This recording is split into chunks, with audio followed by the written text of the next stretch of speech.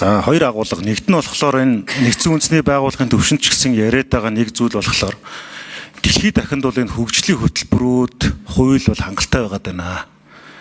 Гагцхүү үнийг одоо хэрэгжүүлэх буюу implementation хийдэг байдал хамгийн чухал байна гэж. Манай улсад ч гэсэн маш олон төрлийн хуулиуд байгаад байдаг. Өнөөдөр бид нар цаасан дээр аюу гой хуулиуд бичдэг хэрнээ яг бодит амьдрал дээр хувь хүний дур зориг субъектив хандлага тэн дээр нь гიშгэлэл яваад байгаа. Бид энийг ингээд хажиглаад харж байгаа. Тэгэхээр зүгээр энэ жагсаал цуглаантай холбоотой асуудал мэдээж энэ эрхчлөөний хууль гээд гоё тийм гэгээлэг нэртэй ч гэсэн өнөөдрийн яг энэ бодит байдлыг харахаар дийлэнх жагсаал ихэнх нь дандаа улс төрийн найруулгатай бөгөөд улс төрчдийн PR-ын жүжигийн нэг хэсэг тавилттай өрнөлттэй ийм зүйл болчихсон байна.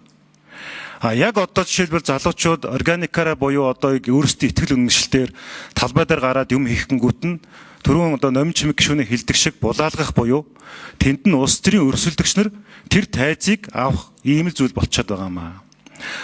Тэр Монголын баримт шалгах төвөөс сая нэг мэдээлэл хийсэн бах. Энэ MFCCC гэмээр гэдэг энэ Монголын баримт шалгах төвийн вебсайт байгаа.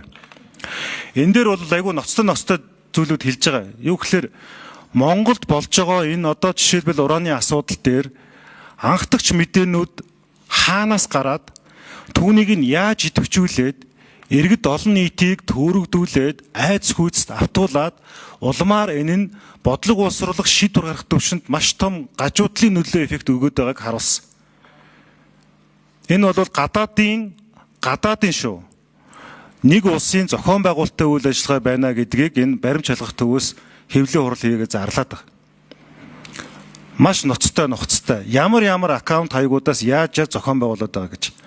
Тэгэхээр одоо энэ талбай дээр ч байна, хаанч байна болж байгаа энэ жагсаал цуглаануудын дийлэнх нь бол энэ төрлийн төрөний энэ хоёр гишүүний хилдэг шиг мэрэгжлийн жагсагчд бөгөөд тэдгээр нь одоо тэгээд цаагаараа ямар гэрээ контракт байдгийг ингээд нэг хийдэг болцсон. Монголд байгаа хөгжлийн сайн сайхан зүйл рүү хар будаг цацдаг, хүний нэр төр алдар хүндэд ирээ цээргүй халддаг, бие махбодод нь халддаг ийм зүйл тогтол болцсон байгаа.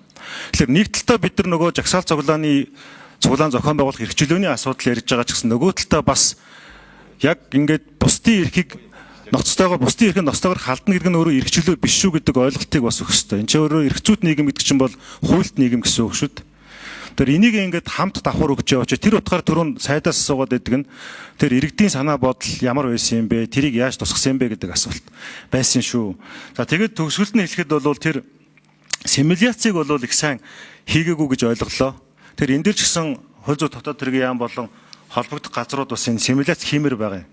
Бид энэ эдийн засгийн асуудал дээр мөн одоо энэ хуулийн хэрэгжилтийн асуудал дээр симуляцуудыг сайн хийдэг баймаар байгаа маа. Өөрөөр хэлбэл нөгөө хэмжиж чадвал хянаж чадвал удирдах чадна гихчээр бид ямар асуудал бэрхшээлийг ямар зарчмаар, ямар механизмаар шийдвэрлээд улмаар ямар бэрхшээлүүдийг бид нар засах гээд байгаа вэ гэсэн хэм хэмжээний тухай яригадаад байгаа шүү дээ.